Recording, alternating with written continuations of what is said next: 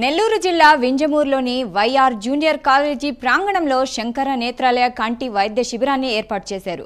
షేగు సుబ్బారావు, నిర్మలాదేవి దంపతుల ఆధ్వర్యంలో ఈ శిబిరాన్ని ఏర్పాటు చేసినట్లు శంకర్ నేత్రాలయ మేనేజ్మెంట్ తెలిపింది.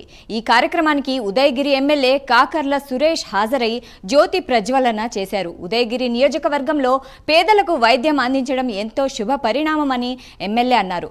5 రోజుల పాటు జరిగే ఈ వైద్య శిబిరాన్ని ప్రజలందరూ సద్వినియోగం చేసుకోవాలని ఎమ్మెల్యే కాకర్ల సురేష్ అన్నారు.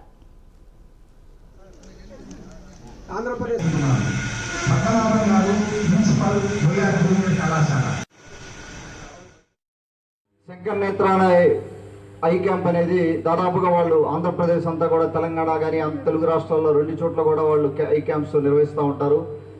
వారి హెల్త్ కేర్ స్టాఫ్కి, డాక్టర్స్ అందరికీ కూడా నా ధన్యవాదాలు తెలుపుకుంటున్నాను.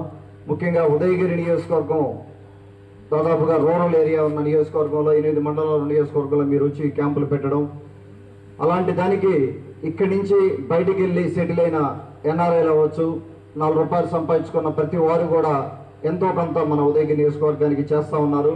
మొదటి నుంచి కూడా నేను వచ్చినప్పటి నుంచి కూడా అబ్జర్వ్ చేస్తూ ఉన్నాను. ప్రతి ఒక్కరికి కూడా ఎంతో కొంత మన సొంత ప్రాంతానికి చేయాలనేది ఉంది, ఆ తపన ఉంది.